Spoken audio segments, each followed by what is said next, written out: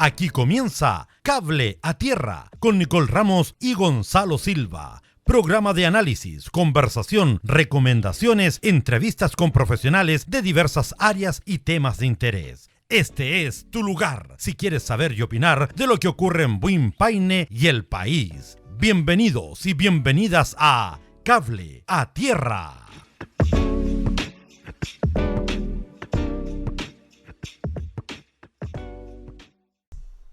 Buenas tardes, estamos aquí en un nuevo programa de Cable a Tierra por la radio de Entre Paréntesis, radio y canal Entre Paréntesis, programa que se va a transmitir todos los días jueves, si no me equivoco. Jueves a las 3 de la tarde. A las 3 de la tarde. Por www.radioentreparéntesis.cl y también por el canal de YouTube, Cable a Tierra, y la página de Facebook con el mismo nombre. Ahora sí tenemos el canal de YouTube, mira qué Así espectacular. es. Nico, hoy día vamos a tratar un tema que tocamos la vez anterior de pasadita, que es el buen trato, ¿cierto?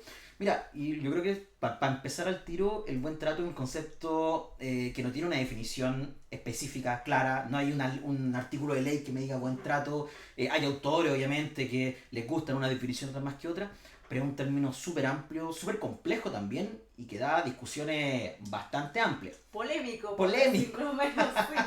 Yo me crié con la chancla y salí súper bien. No estoy traumado. No estoy traumado.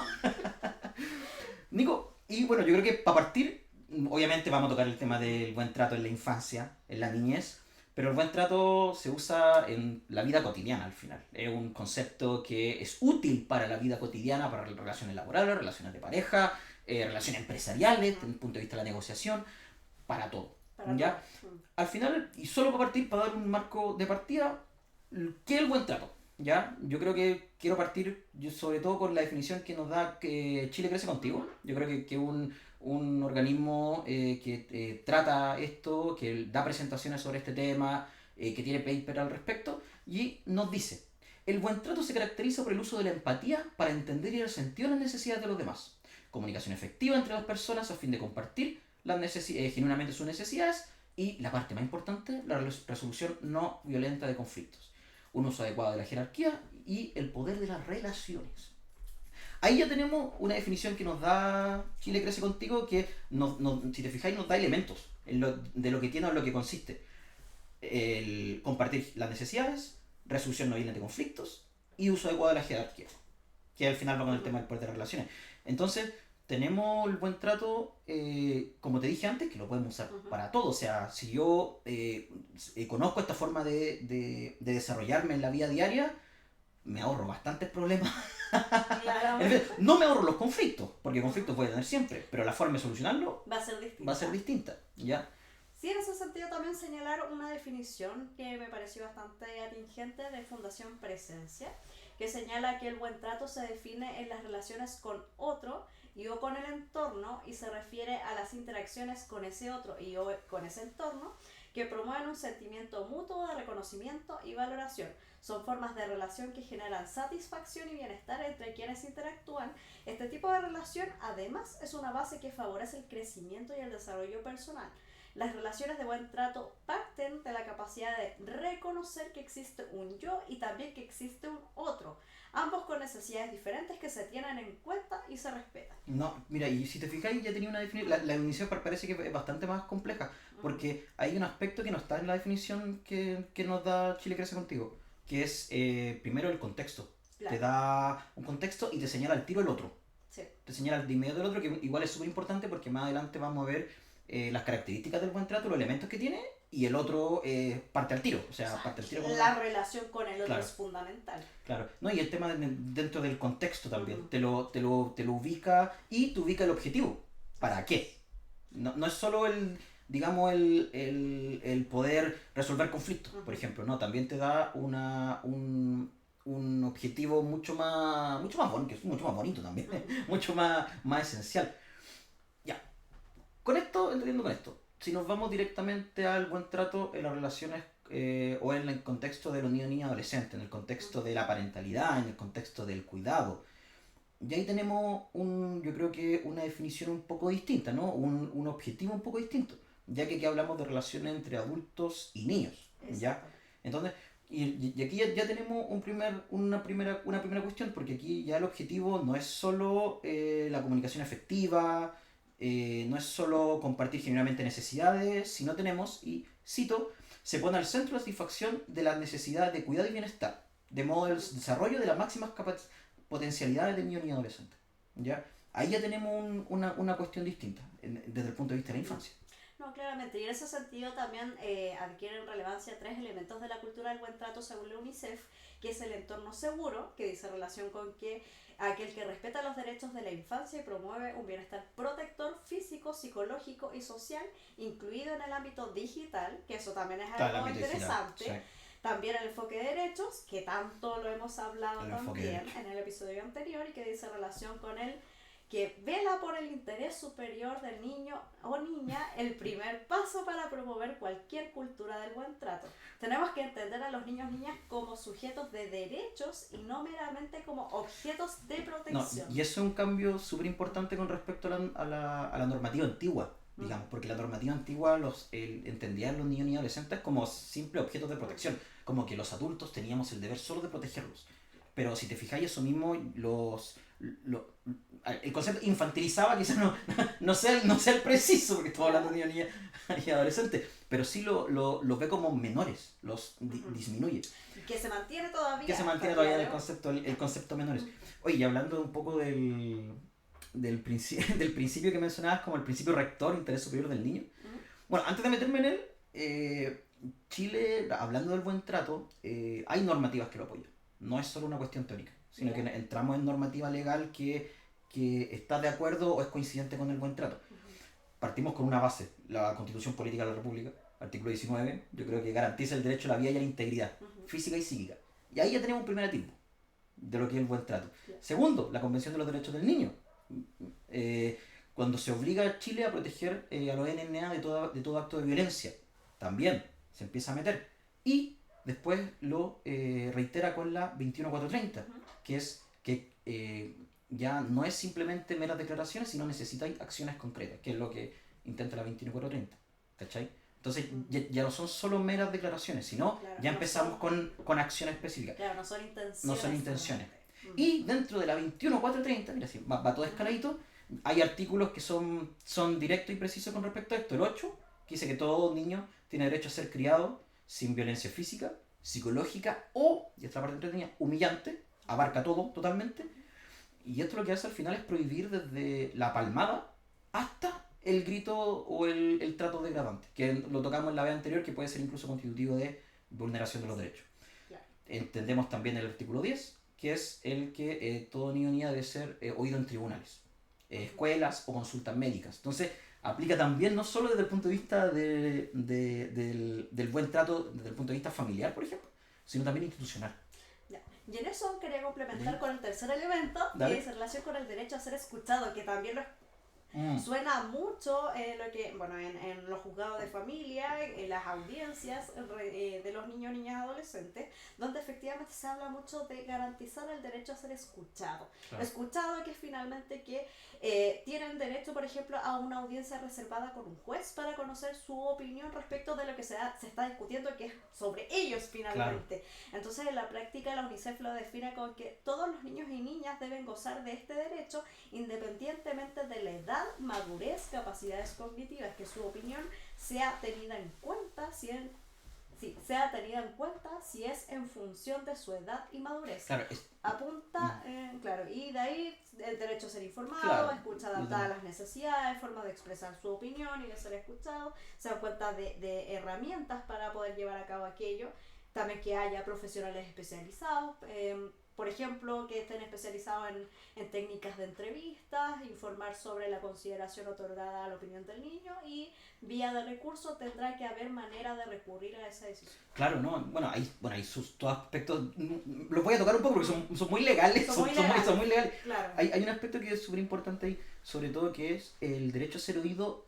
El gran aspecto es la audiencia reservada, pero no es el único. Muchas veces uno olvida, por ejemplo, la labor del curador, en donde el curador debe tener contacto con el niño para poder tener su opinión directa.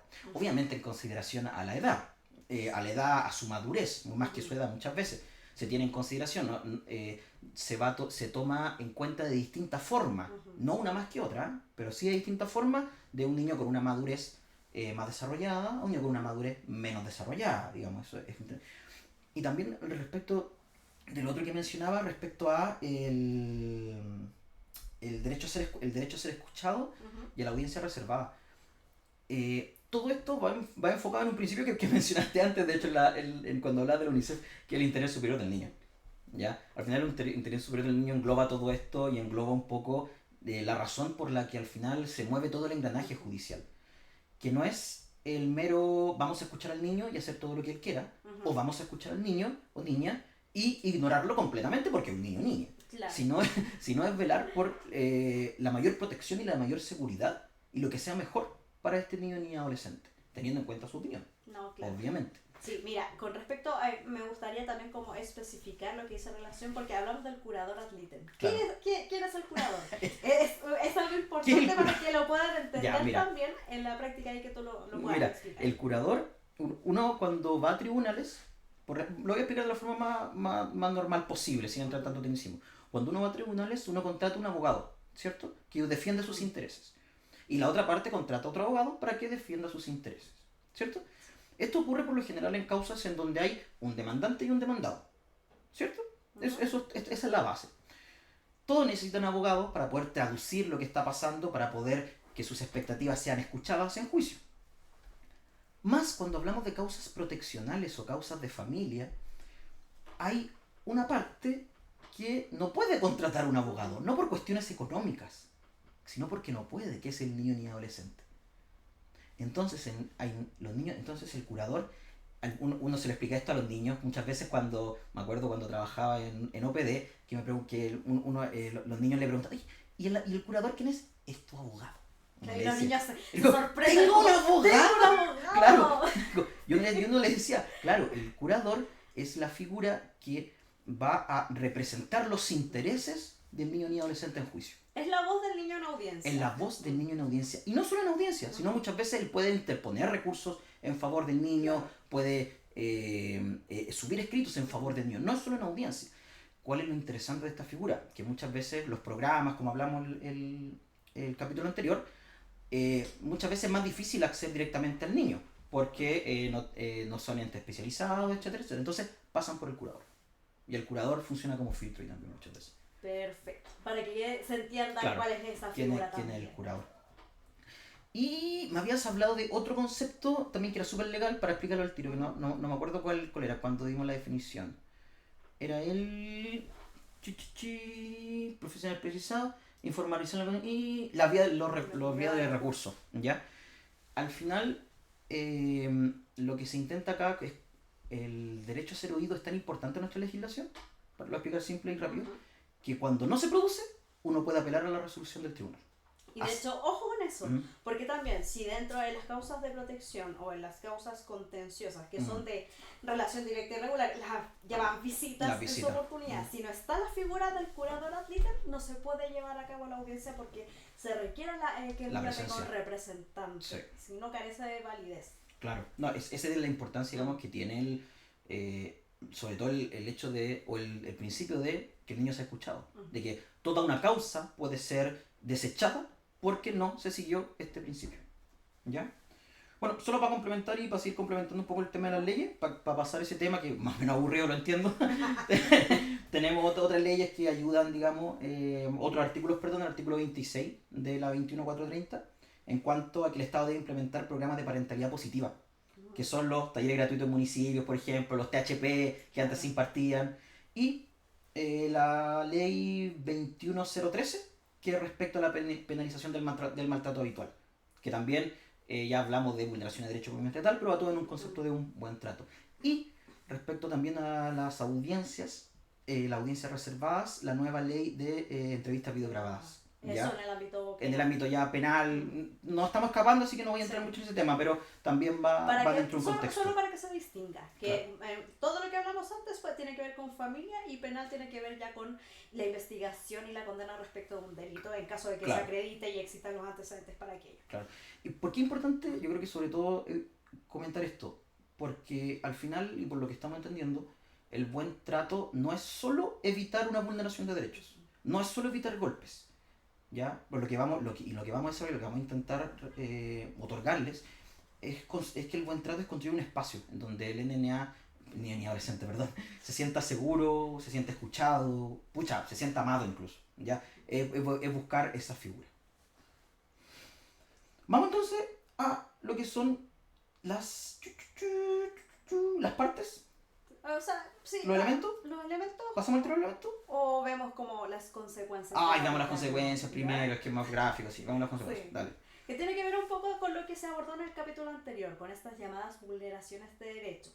Ahí, para ser mucho más concreto, situaciones de maltrato físico, psicológico, negligencia, vulneraciones en la esfera sexual, abuso sexual, violación, etc. Eso es como ya lo más gravoso, pero en la práctica tiene que ver mucho con Gonzalo lo decía también, con esta dinámica de no, ya se portó mal, el palmazo. La idea es que, claro, si esto que mencionamos precedentemente no se tiene conciencia de lo que implica, puede llevar efectivamente a esto otro, y la idea es evitarlo sin duda, porque efectivamente tiene que ver no solo con el desarrollo del niño, niña, adolescente, sino también con cómo ese niño se va relacionando con su entorno. Y ahí está esto de que hablábamos de el yo y el otro, y el contexto, donde efectivamente un niño que está siendo maltratado posiblemente va a replicar esas conductas en el colegio, y le va a pegar a los compañeros, o le va a pegar al profesor, o va a botar los muebles. Entonces, y también sirve mucho eso para identificar si está ocurriendo una situación de vulneración en la casa. Claro, al final sobre todo, y es una de las utilidades del buen trato, el buen trato no es solo, o no tiene solo una aplicación positiva personal, no solo ayuda al individuo, no solo ayuda también, digamos, al cuidador, como lo vamos a ver más adelante, sino también ayuda a la sociedad, ¿ya? Imaginemos un mundo, un Chile, por ejemplo, en donde todos fuéramos criados con un buen trato, con una parentalidad positiva, que todos sepamos resolver nuestros conflictos con una negociación no conflictiva, con una negociación pacífica que no implique garabatos, que no implique violencia verbal o física. Imagínate cómo sería el Congreso o las instituciones. Claro, las instituciones. Sería todo más bonito. Sí, sin duda. Entonces, el buen trato implica no solo una ayuda personal, sino también a la sociedad, a tu entorno como tal. ¿Ya? Últimamente han salido muchas noticias dentro de este mes y en abril respecto de profesores incluso que sufrieron violencia realizada por sus alumnos, a un aumento de violencia bastante grande. Y todo eso va por una crianza. Al final, nunca, el dicho, todo parte por casa, digamos, algo de razón tiene, algo, o sea, por algo va, ¿no? O sea, yo pienso incluso adultos donde, no sé, pues uno sin querer chocó al otro, y adultos que salen con un palo y salen a pegarle al auto, claro, el auto del otro, que uno que chuta, ¿qué pasó ahí? ¿Por qué llegó a ese punto esta persona? Y tiene que ver precisamente con que probablemente en su historia, en su niñez, algo ocurrió y que finalmente no enfrenta las diferencias, los conflictos de otra manera. Claro, si a uno siempre lo enseñaron a palos, probablemente va a enseñar a palos también, digamos, por desgracia así. ¿Vámonos con los mitos? Ya, a propósito de la crianza respetuosa, este concepto tan caricaturizado, estereotipado, manoseado, esto de que hoy en día no se le puede pegar a los niños pueden hacer lo que quieran, ya no les podemos decir que no, etcétera, etcétera. Claro. Tiene que ver mucho con eso, y a propósito de eso hay una cartilla del Chile Crece Contigo que es tremendamente gráfica respecto de esto también. Y dentro de los mitos que existen en la crianza hay uno que dice: a mí me pegaron cuando chico, y aquí estoy, sin dificultades. a mí me pegaron cuando chico y mira, soy completamente normal. Claro, no estoy traumado. Claro, sí. Y la persona no sabe resolver conflictos, y la persona cuando tiene que discutir grita, y la persona, claro, ante la primera dificultad se exaspera. Claro, al final, digamos, y va todo desde una cultura un poco más boomer también, por decirlo así, perdón el concepto. Pero va desde que... la generación de nuestros papás. Claro, si cuando a mí chico me pegaban y mira, estoy re bien, y no es tan re bien. Claro, y en eso la realidad que se plantea es que la violencia contra los niñas genera consecuencias para toda la vida. Muchos de los problemas de depresión, ansiedad, alcoholismo y violencia en los adultos se relacionan con haber vivido violencia durante la niñez. Bueno, tú me comentabas antes de grabar el programa que un aspecto que se visualiza muchas veces cuando el niño o niña es agresivo en el colegio, o con su amigo, es un aspecto de que él pudiera estar sufriendo violencia en casa.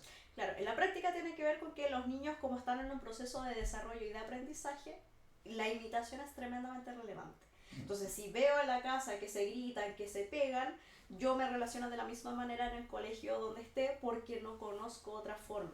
Entonces, por eso es tan relevante también el cómo los adultos nos relacionamos no solo con el niño, sino también entre nosotros. Ya, perfecto. Mira.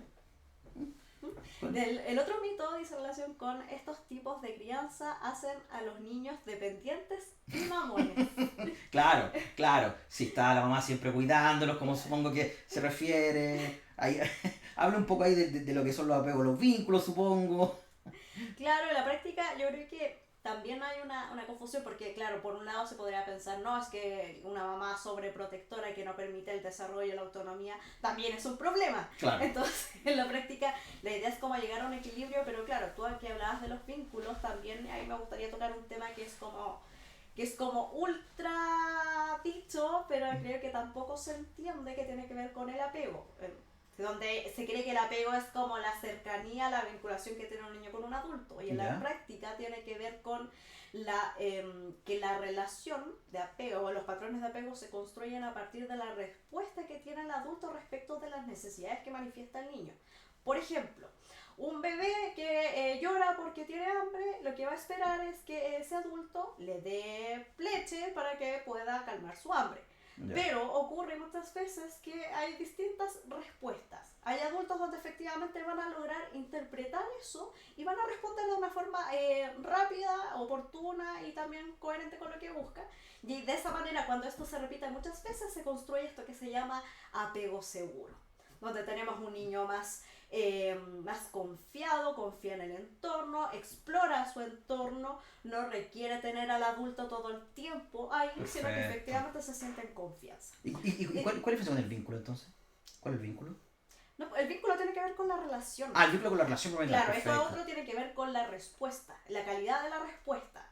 Y por ejemplo, en otro caso, por ejemplo, si este bebé está llorando y la mamá dice, no, que llore nomás, no importa, ocurre que se construye este apego que es más bien evitativo. Entonces, ese niño aprende que no va a haber nadie que va a responder a su necesidad y por tanto va a ser este típico niño que va a resolver más autónomo, que se visualiza como positivo, pero que en la práctica no va a expresar si necesita algo, no va a expresar sus emociones porque sabe que nadie va a acudir a su llamado. Nico, y consulta un poco saliéndome del tema, y porque una vez intenta mantenerse joven y en TikTok me ha salido mucho, sobre todo en la última semana, como estas cuestiones de es que mi pareja tiene un apego evitativo, es que mi pareja tiene un apego ansioso. ¿Va como de la mano de esto? Es como... O sea, claro, en la práctica tiene que ver mucho. Como decía ahí el punto anterior, nuestra infancia, nuestra niñez incide en cómo nosotros vamos a ser como adultos y cómo nos relacionamos con otros.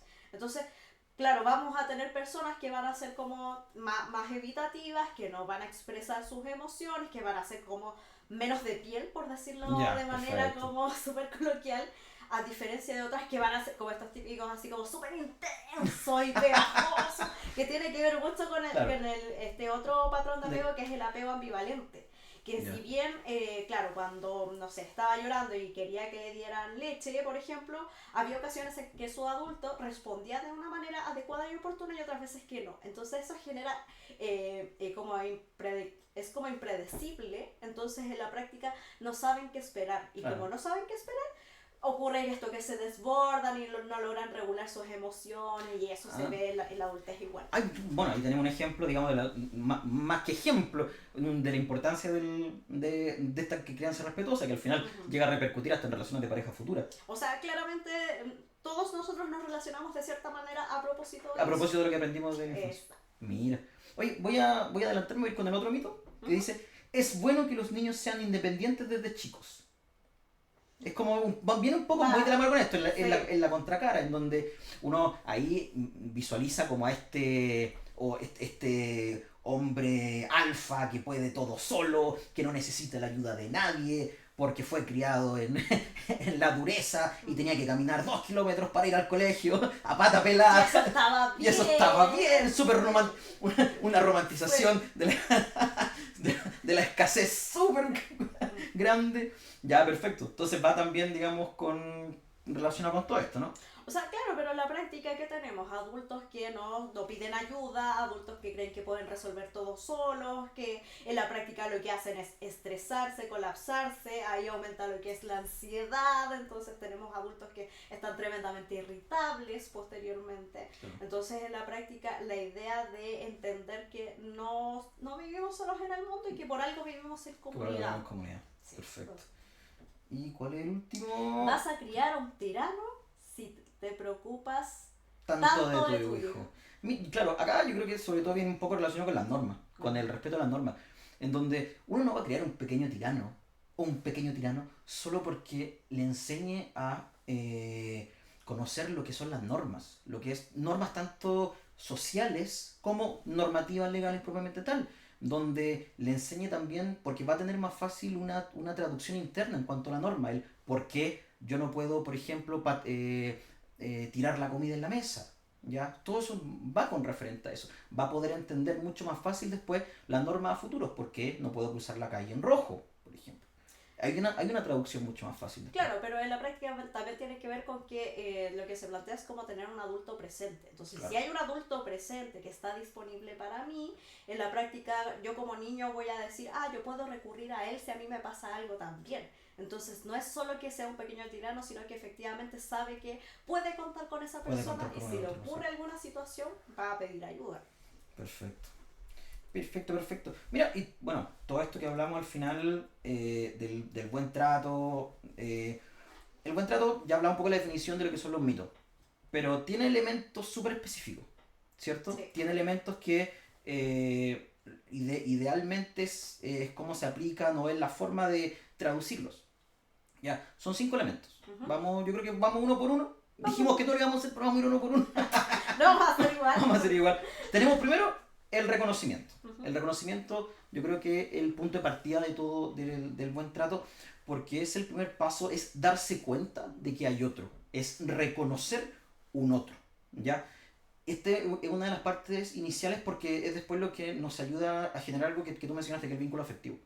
Entonces al final es el primer paso de reconocimiento de un otro, de que el otro no es un muñeco de paja, de que el otro tiene una vida, es protagonista de su propia vida, ¿ya? Esto sobre todo es súper importante con respecto a adultos responsables, es en cuanto a no mirar al niño o niña adolescente como un mero muñeco, como un mero sujeto, como mero sujeto de mis intereses, ¿ya? Si no es una persona distinta a la mía. O sea, la práctica es netamente es como valorar, Validar. al otro y respetar al otro. Porque Claro. si yo no te considero, no te reconozco, es prácticamente te estoy ignorando, te estoy degradando, entonces Claro. tiene que ver con eso. Claro. Tenemos el segundo paso, que es la empatía, que aquí ya es un poco más difícil, no encuentro entenderla en la teoría, sino en la práctica, ya que ahí tenemos algo que yo creo que a todos nos dificulta muchas veces, lo que hablábamos de ponerse los zapatos del otro, y es intentar al menos comprender lo que siente o por qué actúa como actúa Claro. la otra persona. Es un reconocimiento, al final, es desarrollar o poder desarrollar un reconocimiento al otro. Con los niños, con las niñas, con los adolescentes, esto es una balanza que está bien inclinada de un lado. Porque el adulto sabe lo que es ser un niño, sabe lo que es ser una niña. Pero el niño, la niña, no sabe aún lo que es ser un adulto. Claro, está recién desarrollándose. Sí. Entonces hay una empatía que es mucho más fácil desde el punto de vista del adulto, de entender el proceso por el que está pasando mi hijo adolescente, por ejemplo. Mi hijo adolescente Debiera ser más fácil. Debiera ser más fácil, claro. Me está contestando en todo lo que le digo, no me hace caso. Está pasando por un proceso. Ujú. Y que todos pasamos, yo creo. O sea, claro, todos fuimos adolescentes, pero en la práctica, como señalaba, debiera ser más fácil, pero esto también se pone en juego con otros elementos como la historia de vida de La historia de vida. Si no tuve un adulto que fuera empático conmigo, difícilmente voy a poder serlo. Serlo, claro. Tenemos después lo que es la comunicación, que ya aquí bastante, se traduce bastante fácil lo que es el diálogo, ¿ya? Es cómo constituimos mensajes a otra persona, con qué finalidad constituimos mensajes con cierta persona y para establecer una comunicación, y esto lo vamos a ver en los otros dos niveles también, es necesaria una empatía, ¿ya? Porque si no, la comunicación nunca va a ser efectiva. Claro. Si yo no contextualizo con quién estoy hablando, nunca voy a poder realizar una comunicación efectiva. Sí, yo creo que eso, la comunicación yo creo que es la base de todo esto, en la medida en que no tenemos comunicación y que esa comunicación sea efectiva y asertiva, va a ser tremendamente difícil poder efectivamente avanzar hacia el buen trato. Una consulta, porque he escuchado el concepto asertivo varias veces en otros contextos. ¿A qué se refiere específicamente asertivo? O sea, asertivo es que yo puedo señalar lo que pienso sin necesidad de herir al otro, hacer sentir mal al otro, sino que tener como, insisto, como que yo no por lo que te diga te vaya a atacar, sino que efectivamente puedo señalar lo que pienso, pero usar de forma adecuada las palabras, un poco filtrar, creo que tiene que ver con filtrar. Con eso. Y tenemos luego la interacción igualitaria, que este es un poco más difícil de comprender.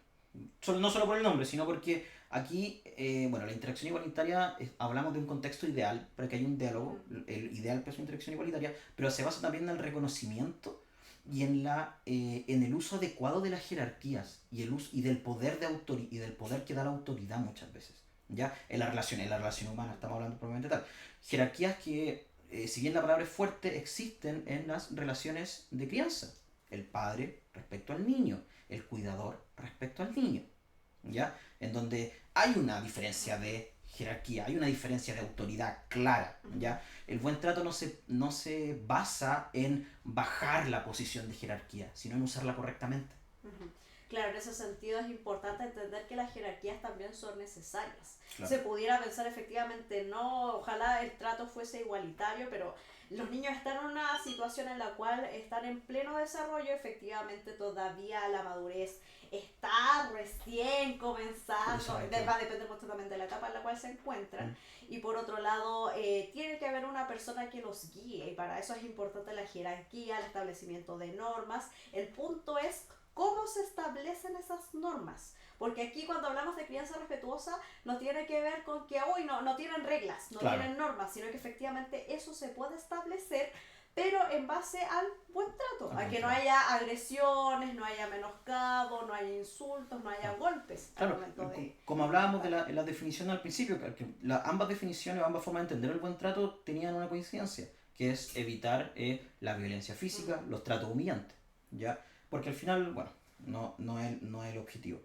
Y tenemos el quinto y último punto, que es la negociación, que el objetivo final.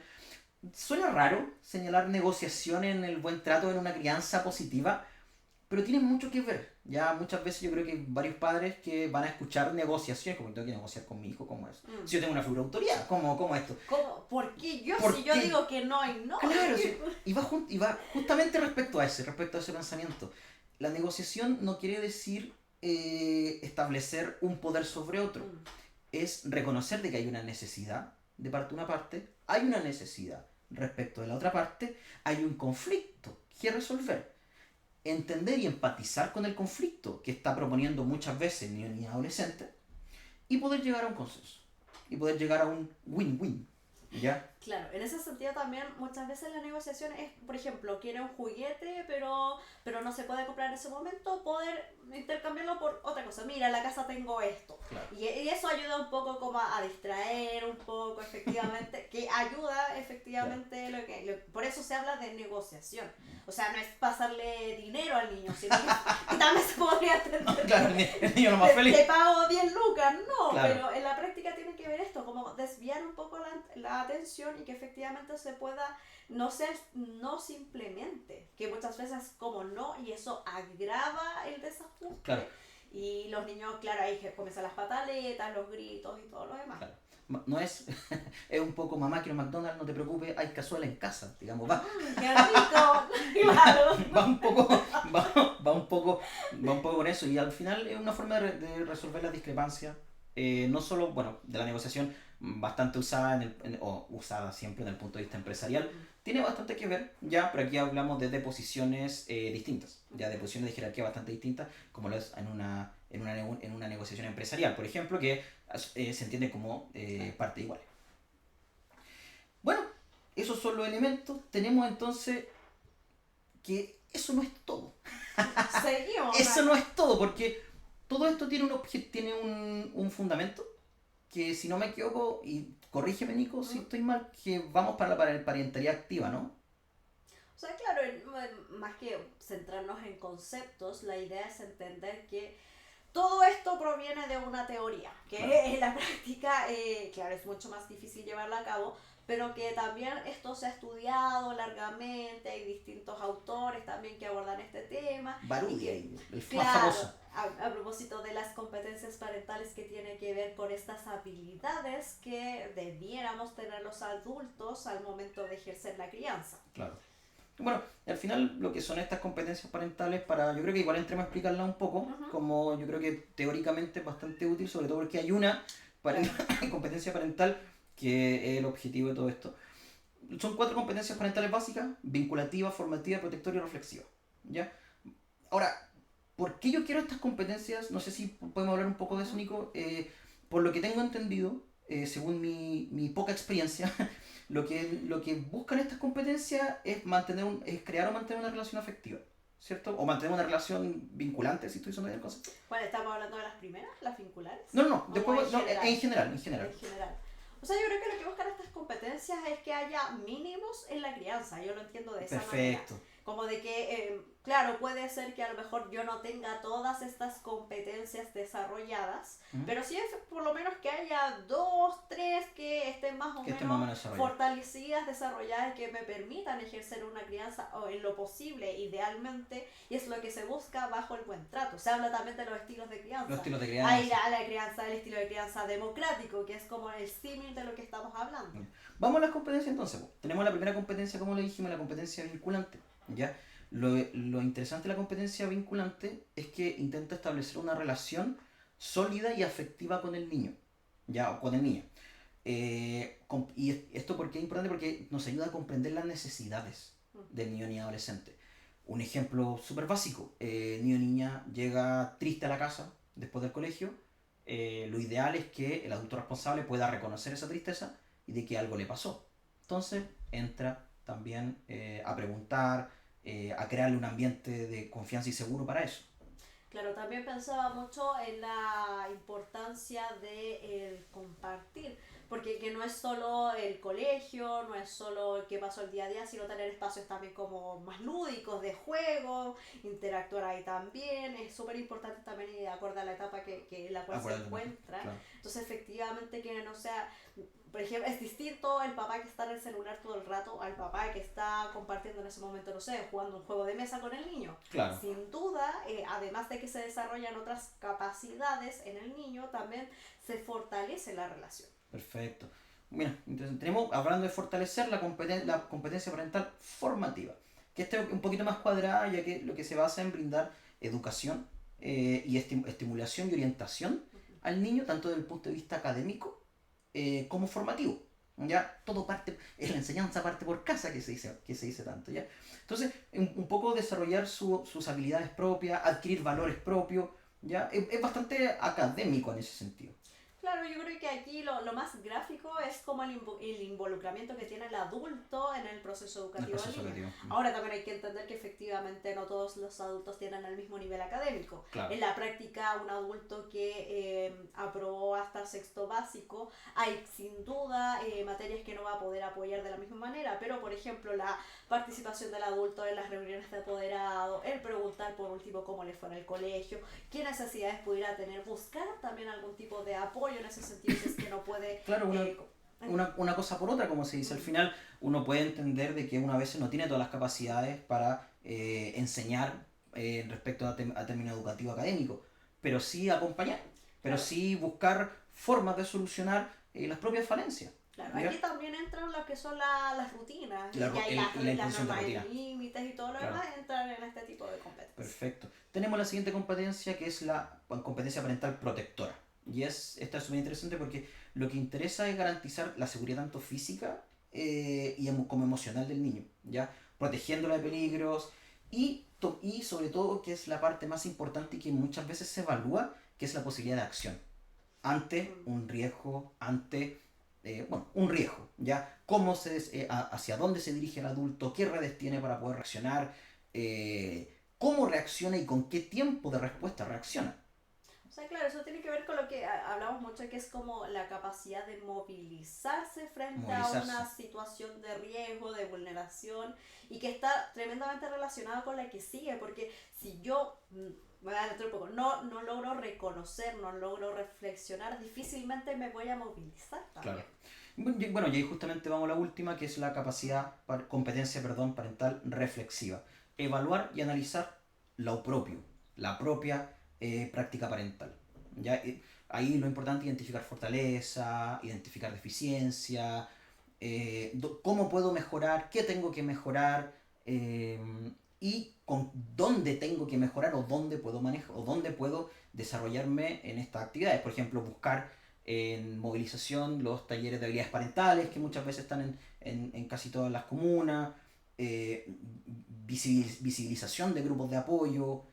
Ya hablamos mucho y sobre todo me acuerdo de una charla, tiene más que ver sí con la competencia protectora, pero que tuve con una charla que hicimos que estaba con la UNICEF, en donde señalaban que en lugares de riesgo social o de crisis, como lo era Haití, poniendo el ejemplo, supongo que en Gaza es lo mismo, pero me acuerdo que esta charla fue antes del conflicto en Israel-Palestina. Ellos ponían pequeñas carpas y lugares, como pequeñas instituciones, por decirlo así, en donde la gente de las comunas podía establecer sus necesidades o ir a señalar sus necesidades, qué es lo que les faltaba, sus situaciones de riesgo, y había un sector especializado para lo que son los niños, niñas y adolescentes, en donde qué es lo que les estaba pasando, para que no fueran invisibilizados al final, que es uno de los grandes peligros en esas situaciones de riesgo.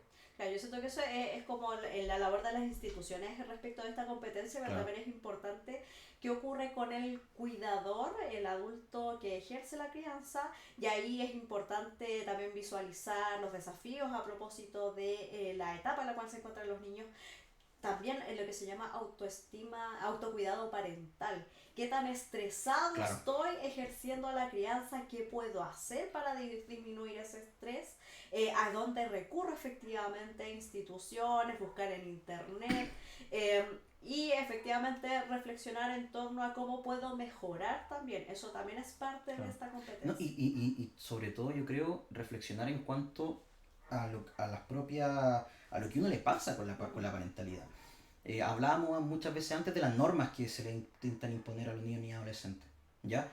Y va un poco de la mano con eso, de que si el niño y adolescente ve que su adulto responsable tiene paciencia con él, el niño va a aprender desde ese lado. Si ve que el adulto responsable reflexiona respecto a él mismo, imagínate todo lo que le está enseñando el niño y adolescente, a reflexionar sobre uno mismo, que ya, son cuestiones ideales, yo creo, en todo niño, en todo adolescente.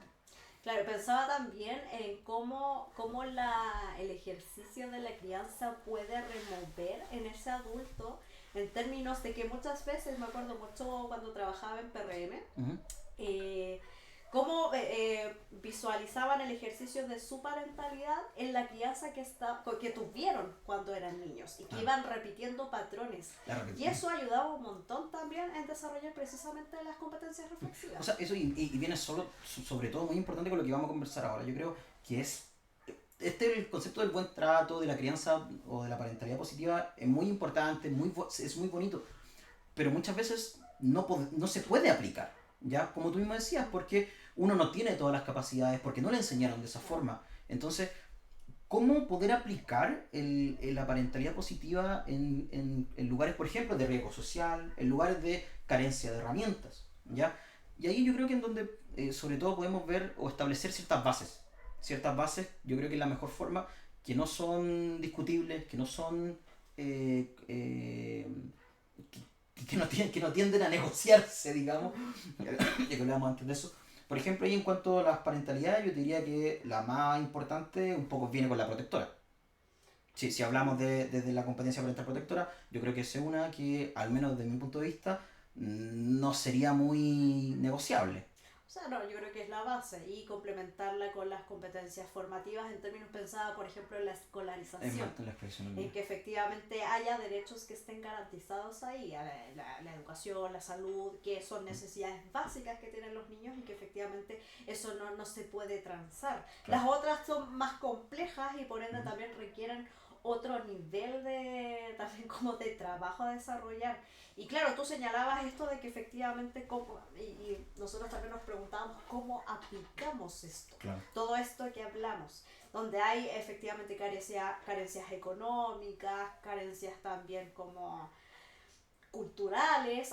Pensaba también efectivamente, ahora hemos ido avanzando hacia el buen trato, pero antes esto no se hablaba, no se discutía, si efectivamente se utilizaba, no sé, la correa para corregir y todo lo demás, no se cuestionaba y se asumía como tal. Y por eso todavía hay adultos que lo asumen como una herramienta para la crianza. Para la crianza. Y que si lo vemos, pensaba también en como las personas que provienen de otros países, efectivamente hay países donde está bastante validado el uso de, por ejemplo, el maltrato físico para la crianza. Sí, pues, me tocó mucho en audiencias con niños y adolescentes que venían de otras culturas, cultura haitiana por ejemplo, en donde también hay una visión mucho más machista de la crianza, ya en donde la niña, por ejemplo, muchas veces no la escolarizaban y que se quedara cuidando la casa, ¿ya? Entonces, claro, también es importante entender de que esto no es automático, que va todo un proceso, de que todos estamos en puntos de partida distintos y de que todos estamos en puntos no solo de partida, sino de visiones distintas.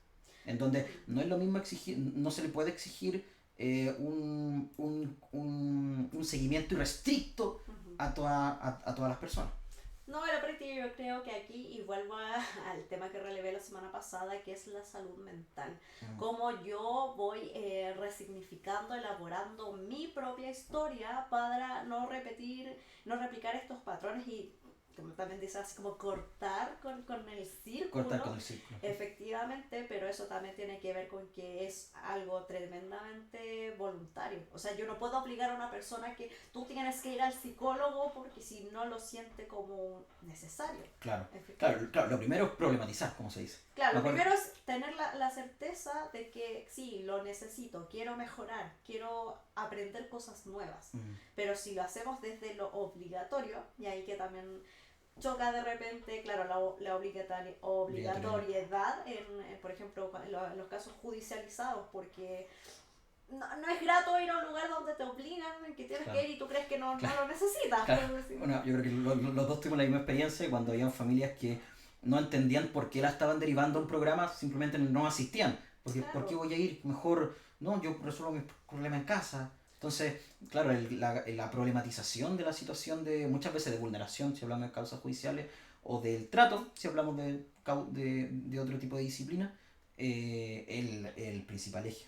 ¿Ya? El entender el por qué o qué es todo lo positivo que yo puedo otorgarle a la sociedad y al mismo niño, al mismo individuo, con una crianza positiva, con un buen trato. Sí, yo igual creo en ese sentido también que eso ocurre porque se piensa que ya, si están satisfechas las necesidades básicas, estamos ok. Y esto efectivamente es algo un poco más elevado. Un poco más elevado. Entonces, al ser un poco más elevado, requiere quizás como explicar mucho más, como graficar, ser mucho más concretos también para ver qué tan relevante puede ser y no que sea algo micro en el funcionamiento de la familia, sino que también es algo macro a nivel social. Claro. Uy, bueno, eso. En relación al tiempo, yo creo que quiero poner algo que quedé debiendo la semana pasada. A ver, bueno. Porque la semana pasada tú me preguntaste por una serie. ¿Sí? Y yo no la había visto. Sí. No la vi. Te creo, no la viste y No no la la vi, vas a ver. no la vi. Pero yo creo que, sobre todo con referencia al buen trato, hay una película, este es un clásico, ¿sí? Es un clásico, sí, que es Harry Potter. Yo creo que grafica esta ¿Quién no situación. ha visto Harry Potter? ¿Quién no ha visto Harry Potter? Si usted no ha visto Harry Potter, sálgase ahora mismo. Claro, Vaya a verla. haga una maratón de todas Harry las Potter. películas. No son muchas, no se preocupe. Como 8. De hecho, y Mira, si le gustó, lea los libros también. Mira, ¿por qué? Porque en Harry Potter yo creo que se establece una diferencia en lo que es el buen trato, desde un punto de vista súper gráfico, que es, yo creo, la familia Dudley, que es la que adopta a Harry con los O sea, Weasley. como también que fue como obligado. Claro, porque fue- no es como que quisieran hacerlo. Claro, Como no les quedó otra. no les quedó otra. Mira, hay un niño afuera de su casa, ¿qué van a hacer? Mira, algo de decencia tenían que ir bueno. Con la familia Weasley, donde venía Ron, que si te fijas, la familia Dudley tenía, era una familia de, no de riqueza, pero tenía capacidad económica suficiente, ¿ya? Y aún así era una familia que no lograba establecer o no lograba generar una crianza positiva con Harry Potter, ¿ya? A diferencia de los Weasley, no sé si lo estoy pronunciando bien, mil disculpas, pero que no era una familia, digamos, de recursos en el mundo mágico. Me hiciste dudar con el apellido. Sí, ¿era Weasley? Weasley. Weasley, ¿cierto? Sí. Weasley. Que no era una familia de recursos, era que en el mundo mágico, entenderás. Claro, si la comparamos con los Malfoy, Claro, claramente era... claro, digamos. Sí. Era una familia vista casi en el lugar de la sangre sucia, pero que tenían una crianza muy respetuosa con sus hijos, que tenían una parentalidad muy positiva, al punto de que Harry muchas veces se sentía más cercano y más querido en esta familia de su amigo que en la familia adoptiva, que al final es la familia de la hermana de su madre, ¿ya? Entonces yo creo que ahí sobre todo es muy importante, o se grafica muy bien el trato, la diferencia del trato, de que no es necesario muchas veces tener todos los recursos, no es sinónimo tener todos los recursos posibles a un buen trato. Muchas veces es adaptable, muchas veces el buen trato se puede traducir en otras situaciones. En situaciones de escasez también se puede producir, ¿ya? Sí, pensaba también y centrándonos en la familia como de origen de Harry Potter, efectivamente que si pensamos en cómo se estaba criando a... ¿Cómo se llama el primo? Ay, no me acuerdo del primo. Bueno, El colita de chancho. bueno, también era como bien... Es como pensaba un poco en estos mitos, porque era efectivamente muy mimado, le compraban todo, no tenía límites, entonces también ojo con eso, porque se puede ir al otro extremo donde efectivamente o se está sobreprotegiendo mucho a un niño, donde se le está entregando todo y al momento en que tenga que enfrentar el mundo real tampoco va a poder hacerlo. Claro. No sé si el concepto de mundo real es aplicable en Harry Potter, pero No, entiendo el pero concepto. la idea es como, insisto, ¿no? Sí, entiendo el concepto que al final el hermano resulta ser... Bueno, igual creo que, si no me equivoco, al final de la película igual se redime. Igual se redime, como que le da su abrazo Sí, a Harry. de hecho, hay por ejemplo, una escena no... ¡Ay, no está- sí! No, que no está en la película No está en la original. película. Sí, en que se redime también de la tía. La tía también. Los que leyeron el libro se pueden dar cuenta que la tía no actuaba así con Harry por mero odio, sino porque tenía un recelo con la hermana. Claro. Que, digamos que si ella sí fue aceptada en el mundo mágico y todo. Bueno, Véanla. vean. Véanla. Está muy buena. Eso pues, estimados, yo creo que ya nos vamos despidiendo. Nos veremos en un próximo capítulo. Un gusto tenerlo acá, un gusto que nos hayan escuchado.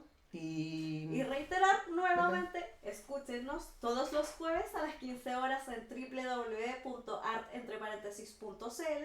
El audio, el video va a estar en el canal de YouTube Cable a Tierra y se va a liberar para que lo tengan como dimensionen eso.